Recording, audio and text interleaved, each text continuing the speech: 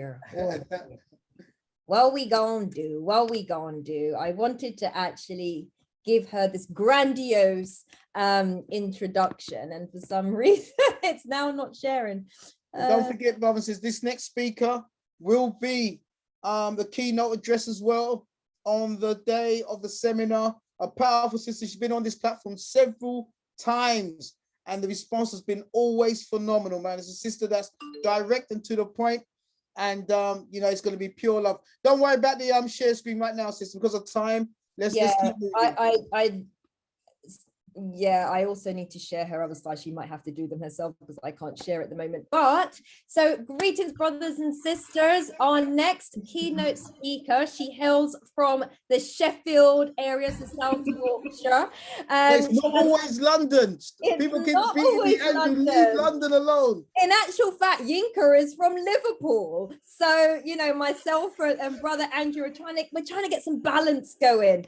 But just to give Danielle her due, she has a Master's of Science in Developmental Psychology. She's a Thrive licensed practitioner, as well as a psychological and therapeutic support practitioner. She is a member of the British Psychological Society. She's a volunteer doula, and she's also a trainer and management consultant in the area of social policy and community development. She's someone that I've known for well over 2 decades. We're a lot older than we look, but you know, we're blessed. So, and so I just want everyone to put some love, put some ones in the chat, and welcome back Queen Sister Danielle to the platform, family. Woo, woo, woo, woo, woo. Hi, Hidden Truth family. Always a pleasure, never a chore. Thank you so much. Assalamu alaikum, Brother Andrew. How are you? Walaikum salam. Alhamdulillah, sister. Fantastic. Good. Alhamdulillah, it's a good day. It's a good day. I'm so excited about our event. I'm so excited. It's going to be amazing. Inshallah. Amazing. So, the topics that we're going to cover today, I'm not going to hold back as you would expect normally. I'm going to be covering some of the key things that we're going to look at on the day as well, on the seminar. So I'm just going to give you a little bit of a flavor as to what that's going to be about. So we're going to kick straight off. So as you all know, if you've heard me speak on this platform before, whole self-work is critical. Whole self-work is critical. It's our starting point and it's our foundation. So if you remember, if you were here for when I was talking about toxic versus healthy relationships, the first starting point I was talking about was that whole self-work. So this session today and the seminar is going to focus on those things and the kind of skills that we need to build in order to make ourselves resilient. So we're going to be looking at self-awareness, emotional regulation, and resilience in general. The reason that I say the whole self-work is important is because it's the foundation, and thereafter we can tackle those things that are external to us and other things like looking at our relationship, our work environment, and all those other aspects. Although they are significant and important, the self comes first, as Sem obviously said at the beginning. The thing is, because whole self-work is difficult and accountability is challenging, we all know I'm big on accountability as well, because it's challenging and it can be uncomfortable, what we tend to do as human beings is deflect. So we deflect to those issues that are external to us. And what happens a lot of time, even though these issues that are external to us, they are problems, they're often symptoms of a different cause or a byproduct of something else. So what we tend to do is we do crisis management instead of looking at the core issues within. And this is what we need to be focused on. So we have to start at that point and then we can move forward. So the common denominator in all our interactions is ourselves. So in all our interactions and our experiences, we are the common denominator. So that is where growth needs to start. And this is where reflection should take place. I cannot emphasize enough how important that is. So whenever we talk about these things, we're always going to start from a point of that whole self-work. So what I'm going to start with, as you can see on your screen, as Sam has shared, we're going to be looking at psychosocial competencies. To start off, there are 10 of them and I've split them into 2 groups. So this is the first 5 that you can see on your screen now. So what I'm going to do is I'll give you the World Health Organization definition of psychosocial competencies, and then I'll go through them. So psychosocial competencies are a person's ability to maintain a state of mental well-being and demonstrate positive and adaptive approaches to dealing with and interacting with others in his or her cultural environment. So that's just a brief definition of what psychosocial competencies are. So we're going to kick off. So these first 5 that you can see in front of you: critical thinking, creative thinking, decision-making, problem-solving, and effective communication. They read like something out of a leadership training manual. And that's what the approach has been of recent times, has been teaching people these skills. And you can teach them, but they're looked at as a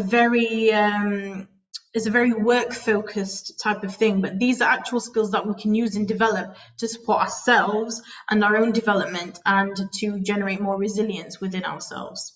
So these are what I like to call outward skills, because these are the things that we develop and they help us interact with people outside of ourselves. So these are the outward skills.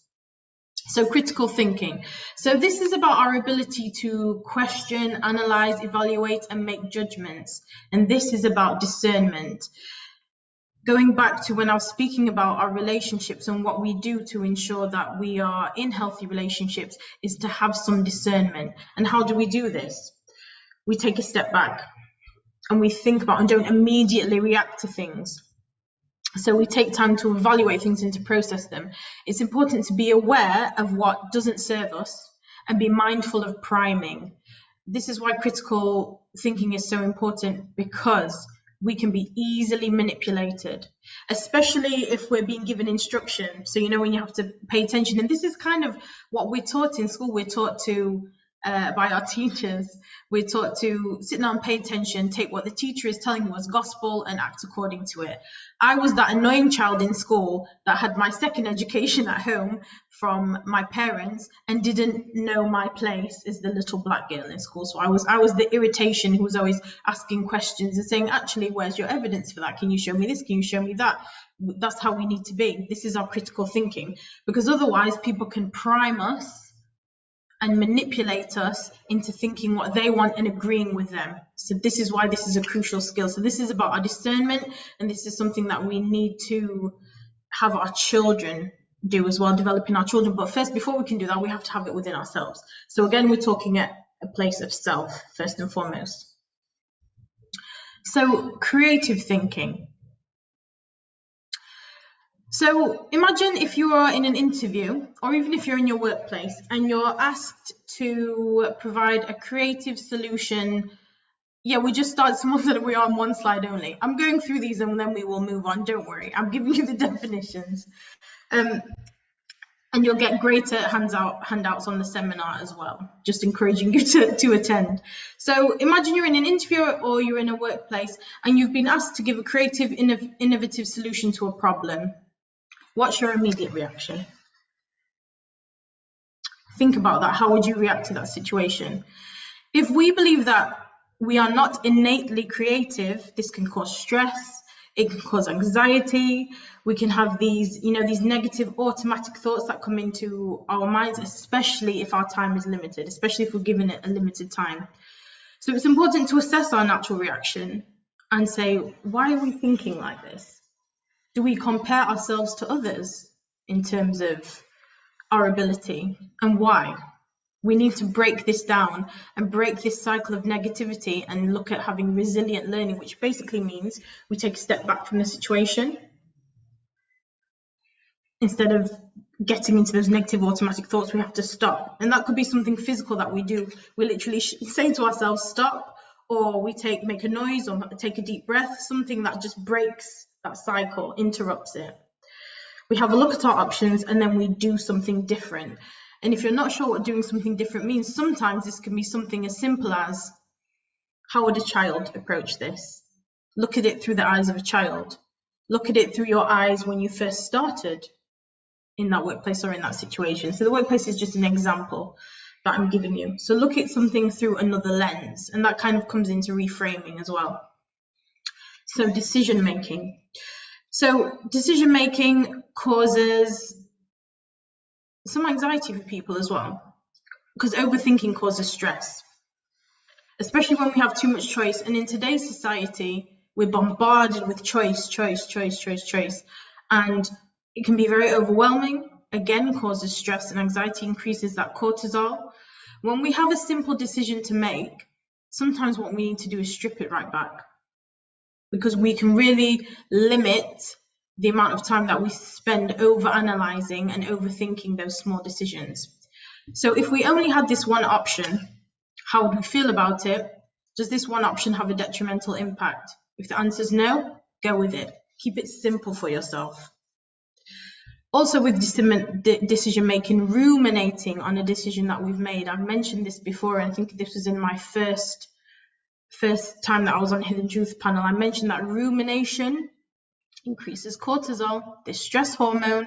It affects too much cortisol, affects our mood, our sleep, our physiological health, and it becomes like a toxin. Remember, if you were on that first time I was on the Hidden Truth panel, I told you that it causes brain atrophy. Can destroy neurons, can destroy those connections in the brain. It's like a toxin, it can be like a toxin. Another important thing to think about when it comes to decision making is, how do we judge the decisions that we've made? I want all of you just quickly to think about a good decision that you've made and a bad decision that you've made. On what basis have you judged that decision to be good or bad? Was it the outcome? Because most of the time, we judge decisions based on an outcome. That is something called outcome bias. The success of a decision is not about the outcome at all, but about the process that we follow, irrespective of the outcome, because we cannot control the outcome. But if we've gone through a specific process and we have a positive objective and a positive intention, this is what we need to think about. Process is the key. Yeah, so not the outcome. And then what we can do, irrespective of what the outcome is, we reflect on that and we learn positively from it. We learn positively from it because we can't control the outcome. We can control our objective and our intention. Problem solving. What is our natural instinct when it comes to problem solving? When we're faced with a problem or a challenge, reflect on what your natural instinct is. And how does our schema affect this?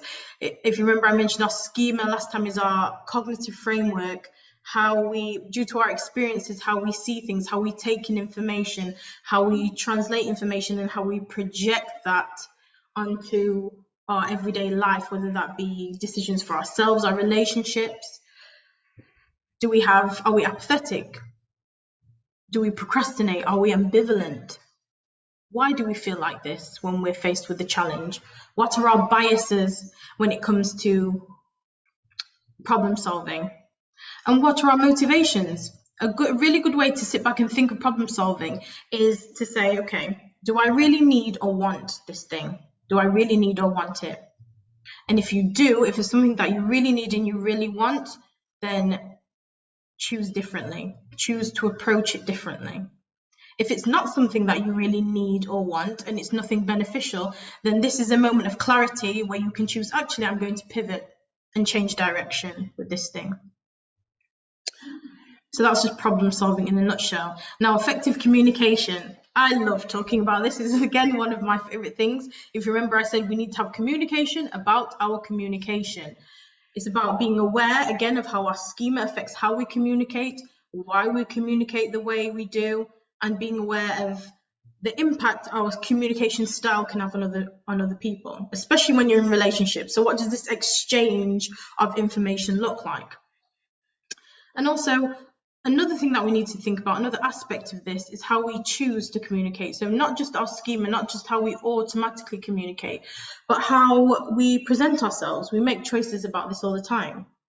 So what are we communicating prior to even speaking? So not even just necessarily our dress and how we present ourselves, but our facial expression. So do we walk around with a smile? Do we walk around with a still face or a frown? What is that communicating, and is it appropriate to the circumstances? Now, there's a lot of talk going around about being our authentic selves, and that's especially important for us as Black people because we've been told that our Blackness is not professional. Now, this is nonsense. I'm my full, authentic Black Muslim self wherever I go, unapologetically. Because at the end of the day, when I go into a space, I'm professional because of who I am. I know what I'm talking about, and I'm going to come in there, and nobody needs to validate my existence in that space or room. If I say I have a right to be there, I have a right to be there, and that's the end of the story. So it's not about not being yourself, but it's about playing a role in order to achieve the outcomes that we want, the beneficial outcomes. And sometimes people fight against this. It's that we either go one way or the other. We fit into a mold that people want us to fit into, or we go the complete opposite and say, I don't care what anyone's doing and disregard everything. I'm going to go in there, and we have to have balance. Because ultimately, if we go in all guns blazing, or we go the complete opposite, not being true to ourselves, being overly dramatic or whatever it is, or we decide to squeeze ourselves into a mold that isn't us and doesn't fit us, we're not achieving the beneficial outcome that we've gone in there for. We don't want to cut off our nose to spite our face. We need to build rapport and go in there to achieve a beneficial outcome. I know how to network and work room and speak to people to get the outcome that I need and that I want to be able to benefit myself and benefit my community and those people around me. And those things are crucial. So what are we communicating? And we can do all this while still being ourselves, while still being true in our authentic selves. It's important to know. It's not one way or the other. Okay, so these are our outer skills. So the next slide, we're going to look at our inner skills.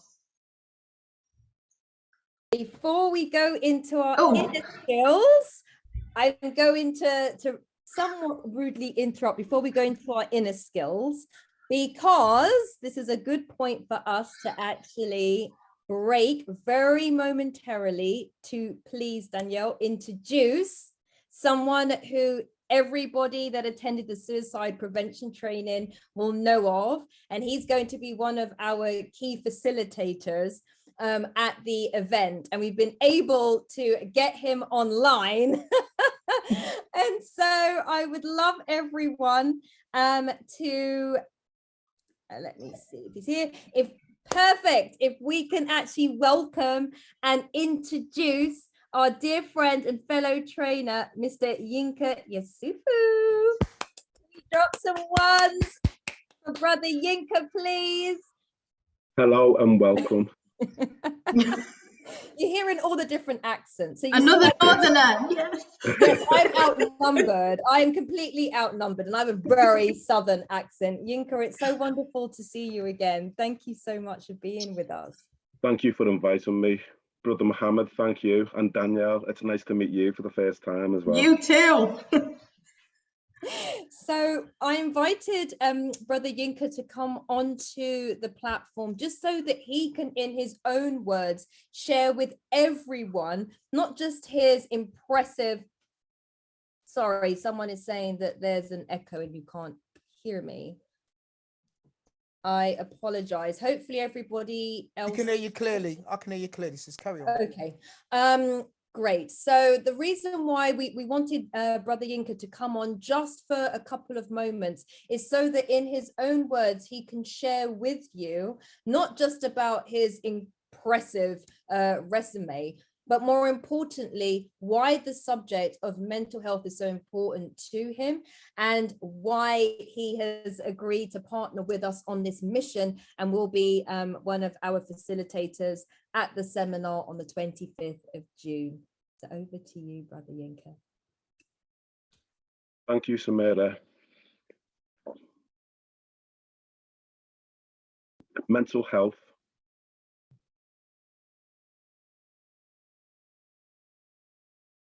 I feel passionate about it. I feel passionate about it because it's something within our communities we do not talk about. It feels like it's toxic. It feels like we shouldn't talk about it. But if you consider where we've arrived from, what we've experienced the past 400 years, where is the support been for our own mental health? Where is the support being for our transgenerational trauma?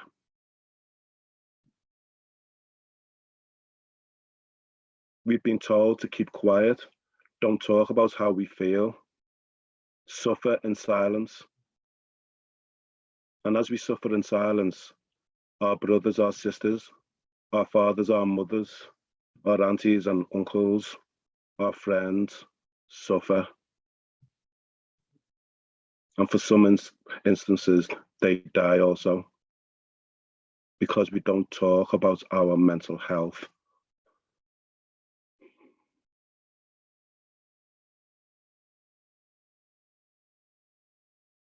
I enjoy what I do. I'm a therapist. I'm a suicide prevention advisor and trainer.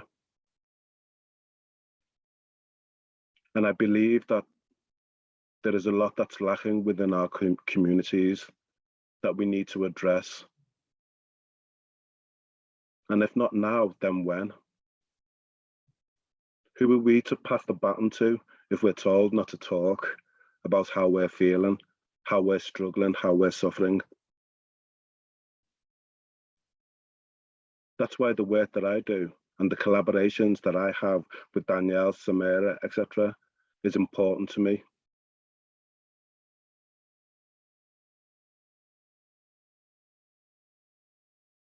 Our mental health, our community's mental health, should not be seen as a stigma.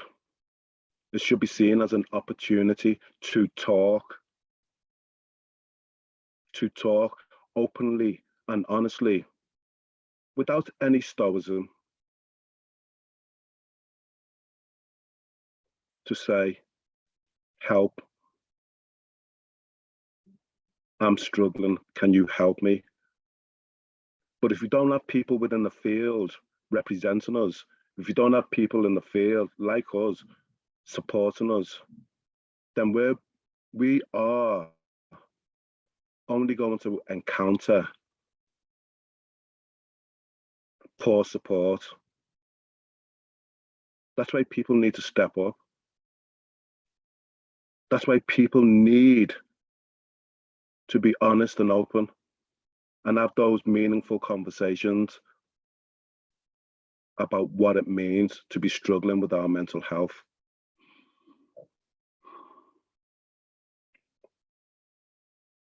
From some of the seminars that I've done and some of the talks around suicide and mental health, it's becoming more important now that we are way behind the starting line. We've got to play catch up on our catch up. Where are the resources for us? Where are those resources in our communities?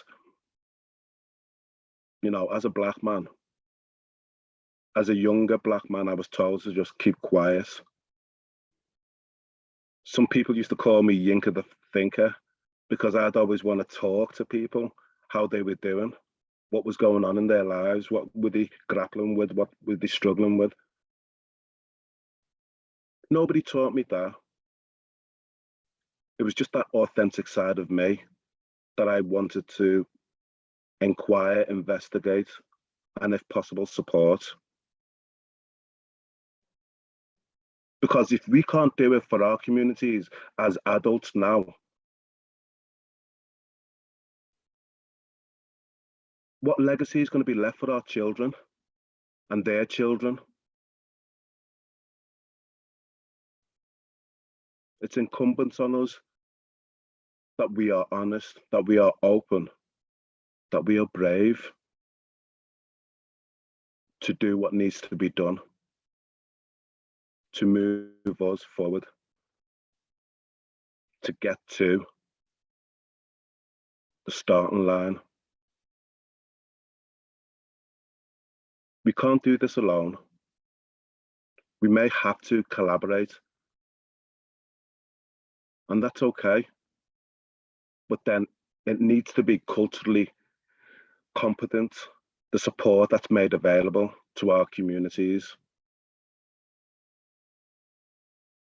I know Danielle's doing that. I know that forums like this are attempting to do that, but we need more. As they say, no person is an island. We have to join hands.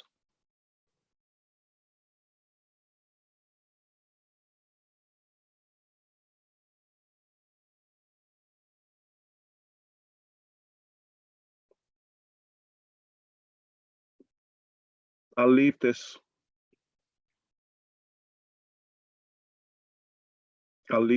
last point with every single one of you.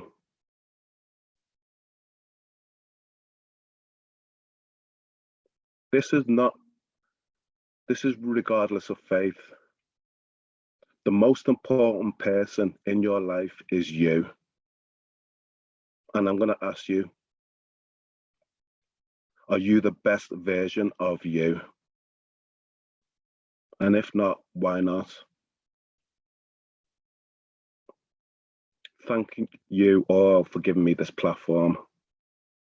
And I hope to see some of you on June the 25th. Thank you ever so much, Brother Yinka. Family, you know the drill. Please, can we show our love and appreciation for Brother Yinka with our ones, with your fire emojis. There's so much love for you coming through the chat, and quite rightly so. I'm sure if you weren't aware or familiar with Brother Yinka, you now know why he had to be, by hook or by crook. I was adamant that he would be at this seminar. We are bringing you the best of the best because this is not about us, it's about the family. So please show your appreciation. Brother Yinka, thank you so much for taking time out of your incredibly busy schedule to be with us tonight. Thank you so much. Thank you for having me. Thank you all. Stay blessed. Likewise, brother, likewise. Thank you so much. Oh, wow. It's just, it's amazing when we are able to come together and actually show what we are about as a people, not just talk about it. And I really hope that everyone is getting a vibe for what you are in store for if you are able to attend on the 25th. Just amazing. I will be bringing Danielle back, and yeah, for real, Sister Vanessa, you said it, for real, for real. He's a beautiful, beautiful brother, and very, very blessed. And we have people like this in our village to call upon. So let's see if I can bring Danielle back. Yay. There we go. There we go. Thank you. It's so exciting, and it's just going to be a privilege to share a platform with Brother Yinka completely. And what he's saying, I resonate with and agree with completely. To do the work that we do, and as you said, there's not enough of us. It's an honor and it's a privilege. It's a privilege to do the work that we do and serving our communities and serving people to be the best version of themselves and to empower them in terms of their social, emotional, mental well-being. And it's so critical, it's so crucial. It reminds me of a quote that I heard when it said, it was talking about Black women specifically, but it applies to all Black people, that Black women will always be too loud for a world that was never intended to listen to her. So, you know, it's just what Brother Yinka was saying, we're silenced. And so that's why I got into this work, seeing children and families struggling. And yeah, so I completely resonate with what he was saying, and it's an honor and a privilege to be able to do it. Absolutely, absolutely. I'll let you continue, my lovely. I'm just going to share my screen. But thank you very much for accommodating that temporary interruption. Always, always. A most worthwhile interruption. Okay, so we've looked at the outer the outer skills in terms of psychosocial competencies. So we're going to look at the inner work and the inner skills. And as I said, this is where that whole self-work really comes into play. So self-awareness. So we've spoken about this quite a lot. So understanding ourselves, understanding our values, understanding what drives and motivates us, what our triggers are, being aware of those and areas, and being aware of what areas we need to improve and build upon and develop.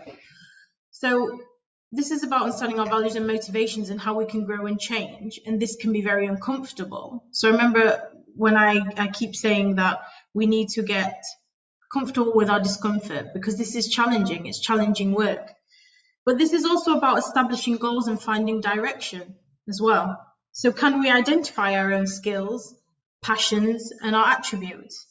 One really good way to do some self-awareness work and self-evaluation is if we reflect on the time that we've been criticized or we failed at something, what is our reaction? Do we feel let down? Do we feel upset? Do we feel shame or guilt? Or do we have anger towards the person that's criticized us, whether constructive or otherwise? Or do we have anger towards the actual task itself that we failed to complete? Because what this will do is expose our true concern and tell us a lot about our state of mind, tell us a lot about our schema, and then that can really be our starting point in terms of the work that we're going to do. And this is something I'm going to make this quite succinct. I'm not going to labor this point too much because this is something that we're going to be looking at in the seminar and doing some work on. We're going to do some work on some specific self-awareness exercises. So empathy. Everyone knows on this platform that we talk a lot about empathy, and Samira and I love to talk about empathy. It's so important. Dr. Elaine Ferguson as well talks about empathy a lot, because these things are crucial. So we have cognitive or affective empathy and emotional empathy. And some people are naturally better at one over another. And this sometimes happens, but we can develop these. So for emotional empathy, this is about cultivating a sense of self, being able to identify the emotions of others and offer help. So either verbally or through touch. And this is something that we can start to see in children from a young age, but it is something that needs to be developed. So when people say that they're empaths, what they're really talking about is this emotional empathy, that feeling, sensing the feelings of others and being able to feel what they're feeling. So cognitive or affective empathy is this something called the theory of mind. So we're viewing a situation from a perspective outside of our own. So putting yourself in someone else's shoes. And the reason why empathy is so important is because it's the foundation upon which our social skills are built. So it underpins the development of pro-social behavior. So our altruism, fostering positive relationships, a reduction in aggression, a reduction in antisocial behavior. So a lack of empathy or empathy deficit has been linked to developmental issues and conduct disorders for different types of empathy.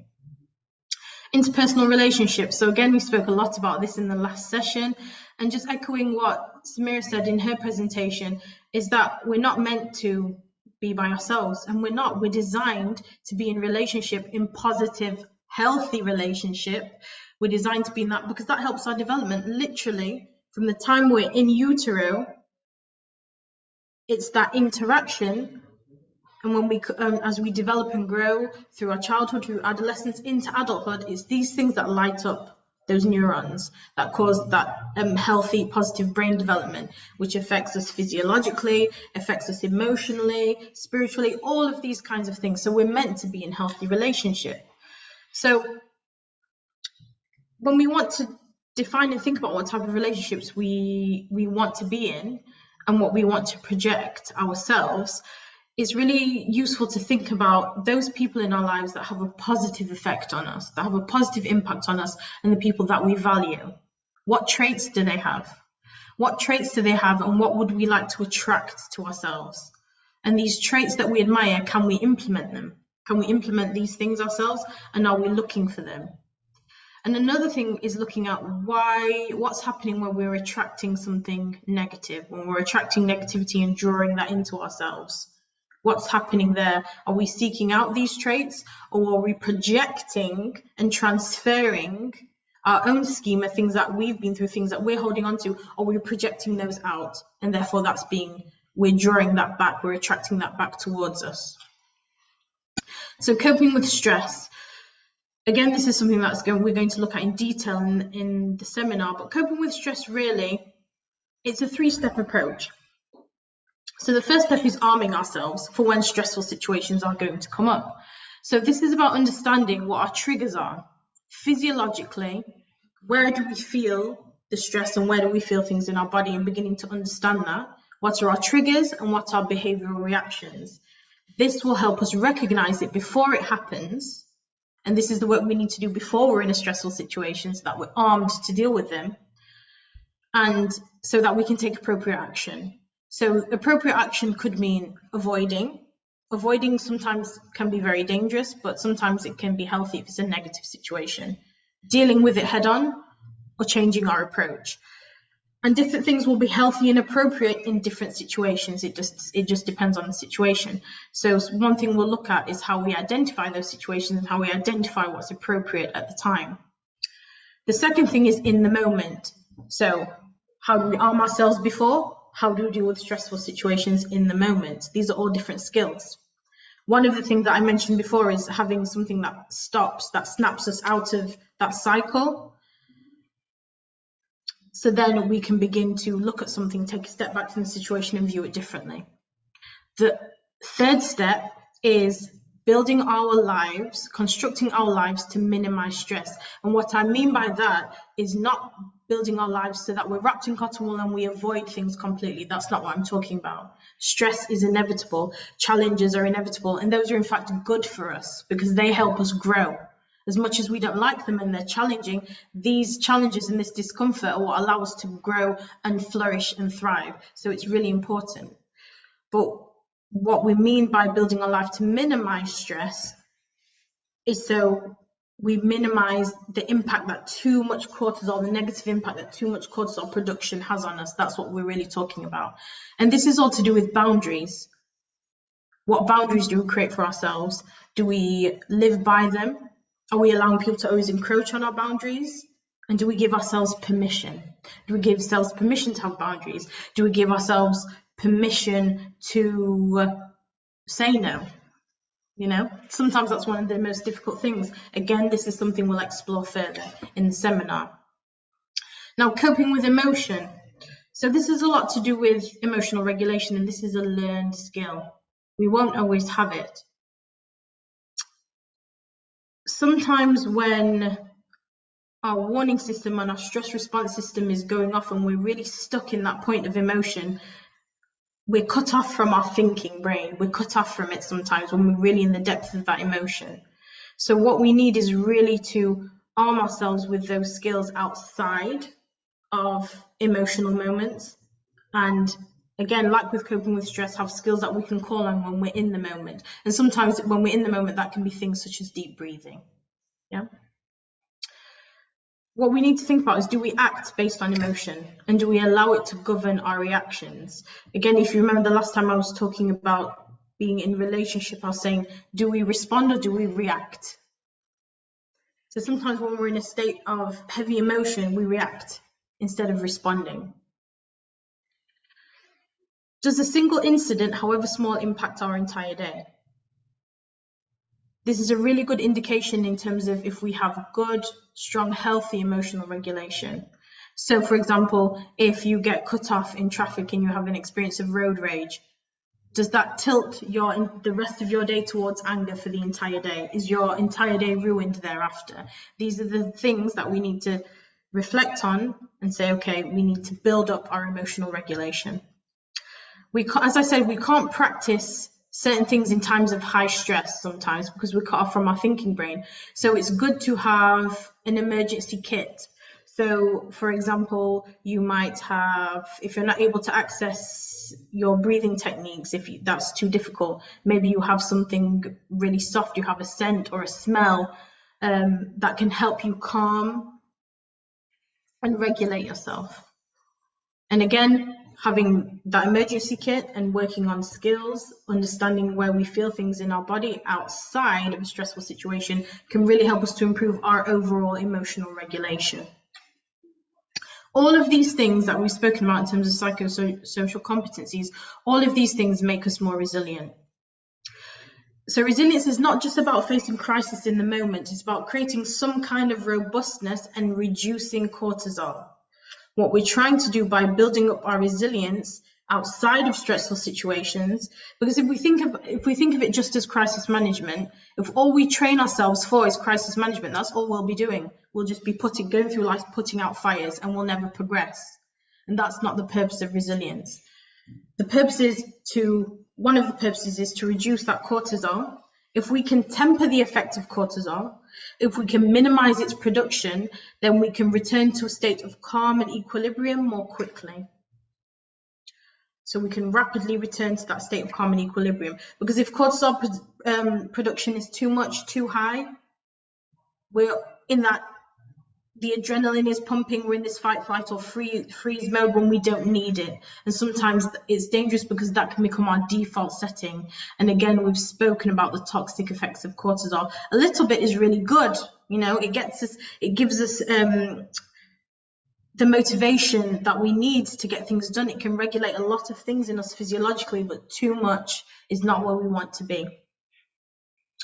So it is, as I said, it's not just about getting through the bad times, but savoring and celebrating the good. This takes resilience too, because we can dysregulate when we're joyful, because it can become overwhelming. If you think of a small child, sometimes it's the best way to think of it, and they get some really exciting news and they're so happy, and then all of a sudden they break down and into floods of tears, and then they're having a meltdown, and it's too much because the emotion is too overwhelming. So we can dysregulate with joy or with sadness because it can be overwhelming. So building resilience during positive times can help us also when we're going through negative experiences. We can think of resilience sometimes as either a trait or a process. So in terms of resilience being a trait, some people can be more resilient than others. So in the same way I mentioned before on my first time on the platform, and Brother Yinka touched on it as well, transgenerational trauma. So trauma can be passed down.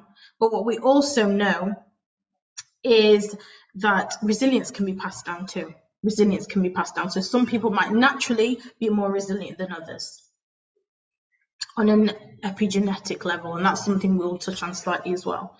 But also, resilience being a process means it can change according to whatever circumstances that we're in. So in some situations we might be really resilient, and in some we just have none at all. It depends on the circumstances. But both can be passed down. So resilience can either be passed down, but it can also be learned and developed. So the key to resilience is we arm ourselves with the capacity to minimize our cortisol production and manage it. So we're dealing with a crisis and incident, and once we've dealt with that, we enter the recovery stage where we can calm and regulate ourselves, and then we begin to repair and rebuild, and then we reflect and learn. So we reflect and learn from the incidents that have happened to us, and from there we can grow, progress, and set goals. So sometimes when people talk about resilience, they say, oh, it's just about bouncing back. It's just about bouncing back. It's more than that. It's more than that. Because bouncing back in and of itself can be tiring.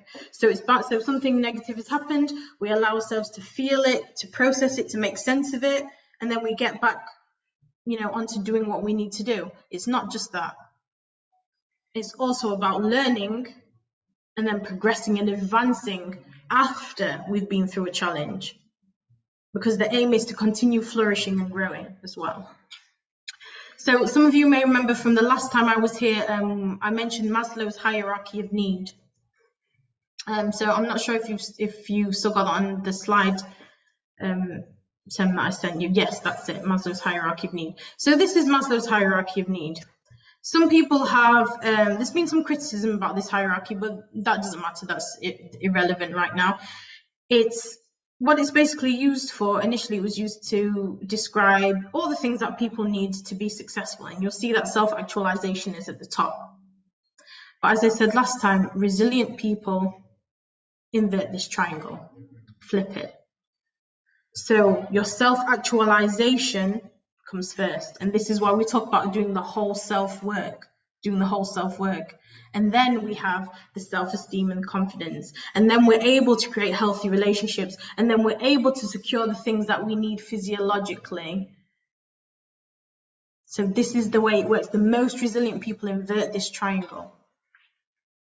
So what do resilient people do? So building resilience. One of the first things I've mentioned it once and I'll mention it again is don't ruminate. Don't ruminate. If we move on to the next slide, please, sis, so they can see it. Don't ruminate. So avoid rumination. So this is about facing up to things, facing up to challenges. Again, as I said, rumination increases cortisol and suppresses our immune system. So put things into perspective and context, taking decisive action. Remember, going back to decision making, what we said, it's not about the outcome, it's about the process. Self-care. Sam's spoken a lot about self-care, so I think that speaks for itself. So doing those things that really help us get back to ourselves, to help us fulfill ourselves, refill our cup, as she said, yeah, refill our cup. Because you're absolutely right, we can't give from an empty cup. We're no good. If we're no good to ourselves, we're no good to others, and that's really important. So that could be having a bath, that could be doing something creative. Whenever I say something creative now, I think of the wonderful Lady Wisdom and the creative energy she put into her spoken word and how that fulfills her. Reframing, so changing how we look at things, understanding that challenges are not insurmountable and that change is an unavoidable part of life. And those all come in with avoiding rumination. So like I said, reframing and understanding things from a more positive perspective. Can we look at ourselves positively? Can we see that, yes, we do have skills? So when we fail at something, instead of saying, oh, feeling shame and guilt and I'm so rubbish and comparing myself to that other person, actually, what positive lessons did you take from that? I'm really proud of myself for giving that a go. And like I've said before, you will have heard me say this on the platform before, especially for Black people, part of that reframing is not looking at things through the prism of whiteness, because that was created as a suppression, as an oppression, and that all of a sudden, for some reason, became the norm and the standard bearer. And it's not for us. So reframing comes into that for us as well. So it's layered. Reframing is very layered for us. Positive enriching environments. Hidden Truth platform, positive enriching environments. The seminar on the 25th will be a positive enriching environment. Being healthy in healthy relationships. Your support system is vital. It's so vital to have a healthy support system. People that will help you reinforce your boundaries. And when I say support system and healthy support system, what I mean is people that will hold you to account with love and with empathy. It's not just people that will be enable whatever you do and be like, oh yeah, it's fine. That's not love, that's not support, that's not healthy. Healthy relationships are people that can be honest and real with you, that can hold you to account, and that will help you put your boundaries in place, and that will speak about you positively and build you up, that will celebrate and commiserate with you through the ups and the downs. Those are the healthy relationship. That is the healthy support system. That will encourage you, but be honest with you and hold you to account and remind you when you said, actually, you said you were going to do this thing and now you're going back, you're encroaching on your own boundaries that you've set for yourselves. Come on and support them and be honest with them. Actively engaging with life. So this is about discovering new experiences, moving towards our goals. Finding significance, meaning, and purpose. So having a hopeful outlook, having a positive view of yourself and your abilities. So again, that comes into that reframing as well. So stopping these negative automatic thoughts that happen. So for some people, that's positive affirmations. That works for some people. So having a positive view of yourself and your abilities. Not envying or holding grudges. Avoiding resentment and envy eats away at us. Why are you comparing yourself to someone else? They're unique in their own way, in their own circumstances, as are you unique. You have your own skills, your own gifts that you can contribute. And the other person is nothing to do with you. They're not, someone else gaining and achieving does not take away from you. Yeah, there's something that we say that your risk, which is your provision, your income, is for you, is set. What is for you is for you. What is for someone else is for someone else. And someone else getting and achieving will not take away from what is meant for you. That's really, really important to know, because then you realize this resentment and envy and holding grudges, it's not necessary and not worthwhile, and it drains you. So instead of filling your cup, you're emptying your cup by having that. Forgiveness. Sam mentioned this as well. And again, so crucial. And Sam and I talk about this quite a lot. And we say this all the time, and it's about, yes, it's about forgiving self, but it doesn't mean that you keep people in your life, especially if they told you who they are. Believe them. Do not get bitten from the same hole twice. Forgive someone for your own sake. So, that's with you. You will have to deal with that. You're accountable for your own actions. I forgive you and I move on with my life and get rid of that burden. Do not get bitten from the same hole twice. So, after looking at all these things, there's some other key concepts that I want to touch on just before we finish. Happiness versus contentment. This is something I'm really passionate about, and I speak about this a lot, because there's a lot of talk of people saying, do what makes you happy. Do what makes you happy. To be honest, saying do what makes you happy is insubstantial, vague, and it's not really beneficial, because doing what makes you happy, for that person over there, doing what makes them happy might be something really detrimental and damaging. So it's insubstantial and it's vague, but it's also problematic in and of itself for various reasons. We may like something that is not good for us, and we might dislike something that is beneficial for us. So we need to focus on what is good and beneficial for us. And in the moment, that might not make us happy because it's challenging or it's difficult. We may dislike something that is good for us. Happiness also can sometimes lead to this culture of clawing for shallow things or things that come easily, because we don't like to be in a place that we're growing and thriving, because to get to that place, we have to be uncomfortable and we have to put in the work, and it's going to be difficult.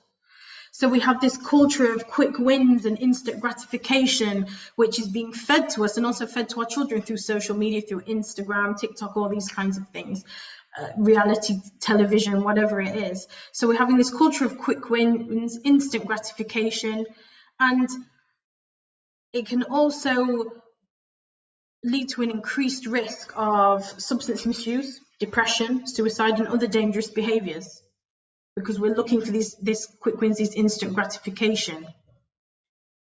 Especially because what we're effectively doing by chasing these quick wins, we're chasing dopamine, which is the reward system that is activated in our brain. So we're chasing dopamine. And the problem is with dopamine, it can be activated, our reward system can be activated by unhealthy things. Hence we get things like substance misuse. Yeah? Dopamine is indiscriminate. So it cannot decipher between what's good for us and what's not good for us, which is why we need to be conscious of it. So here we go back to the critical thinking. Yeah, we go back to the critical thinking. So that's another reason why I prefer to talk about contentment over happiness. Another thing is, the final thing is, happiness is an emotion and therefore it's transient. It's transient. It's about being content. Yeah? Contentment is a state of being. Happiness is a transient emotion. Contentment is a state of being. And being real with you, as I promise I always will be, contentment can only come from, true contentment, that state of being can only come from connection with the Creator and knowing ourselves in relation to this. Knowing ourselves in relation to the Creator, our limitations, therefore our purpose. Society is fighting to tell us otherwise. Society is fighting to tell us your contentment and your happiness comes through attaining this thing, that thing, the other. It's fighting against us. And contentment only comes from connection with our Creator, knowing ourselves in relation to that. So we often talk about knowing our history and where we come from in order to give us meaning and understanding of self, and knowing therefore where we are going. So knowing where we've come from to know where we are going. And identity is important, absolutely. Identity is important, but we can also take it back even further than knowing our history and where we come from. We take it back even further to the source that created and that sustains us. And there is nothing more powerful than that. Taking it back even further to the source that created and sustains us is the most powerful thing. And again, this is where gratitude comes in, as Sam mentioned. If you are not grateful, you will never be content. Never. Thankfulness, gratitude, and patience. When I say patience, I don't mean just sitting around waiting for things to happen. I mean patience and perseverance. Perseverance, gratitude and perseverance are two of the best traits that you can have. For the descendants of chattel slavery, this is particularly important because we often lament that we've lost language, we've lost culture, we've lost where we come from. But what we cannot and should not do is dismiss the perseverance and the resilience of a people who created rich cultures, who formed their own languages in the midst of brutal oppression. It's important to honor that, to not disregard it, and to be grateful for it. Because out of that came literature, intellectual thought, innovation, the arts. It's so important to remember that and honor that and be grateful for that. So it's not just being about grateful in and out of itself, but to who and for what? Again, the Creator. That's who we're grateful to, for. If you have these things, if you have gratitude and perseverance, you have that contentment. When you're going through tragedy and crisis, it will draw you closer to the Creator and the Sustainer, and therefore closer to your purpose. Closer to the Creator and Sustainer, and therefore closer to your purpose. And in order to have all of these things, there's one more key concept that we need to understand, and that is submission. That is submission. Now, this is difficult. Sometimes this term can be difficult for Black people, because when we hear submission on a conscious, subconscious, and physiological level, we relate this to oppression. We relate this to a relationship based on oppression. But that's not what we're talking about. Because there is freedom, true freedom in submission. Not submission to another person, not submission to a state or a country or another man-made thing, not even submission to our own desires and soul, but submission to the one who created it. If we truly understand that we are limited and we're not in control of everything, but the Creator is, this is when we are truly free. This is when we are truly free. And that was powerful, because whatever anyone does to us, whatever we come up against, we're not broken. In the moment, we might feel low and down and overwhelmed, but we're not broken. We're not overcome, and we're not in despair. And through this, we can continue to grow, allow ourselves to feel, be vulnerable, but know that ultimately, with these things, we will be okay and we will have resilience. That is my teaching for today, brothers and sisters, Hidden Truth family. Thank you so much. Thank you so much for having me. Appreciate you all.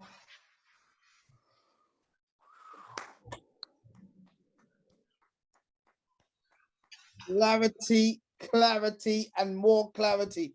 I say, sister, brothers and sisters, come on, man. That was a journey. And that's just a tip of what to expect on the 25th of June when we're together in person. But can you imagine the day, brothers and sisters? This is just a clip. This is reclaiming me. That same journey, reclaiming me. Brothers and sisters, make some damn noise, man. It's good that we've got such beautiful people like Danielle and Sister Smira in this community. Brother Yinka, who is the first time I met the brother today, felt his passion, felt his love, felt his sincerity and his hard work. Come on, brothers and sisters, show some damn love, man. It's a great day to be alive. All praise is due to the Most High, brothers and sisters. All praises are due to the Most High. Show some love. Submission.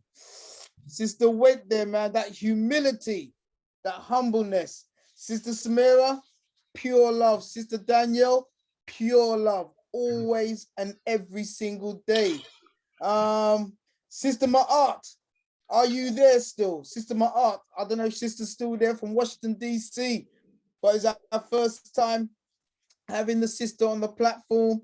And again, we want to thank every single brother and sister that is with us today. Brothers and sisters, this is, as we keep saying, the Hidden Truth platform.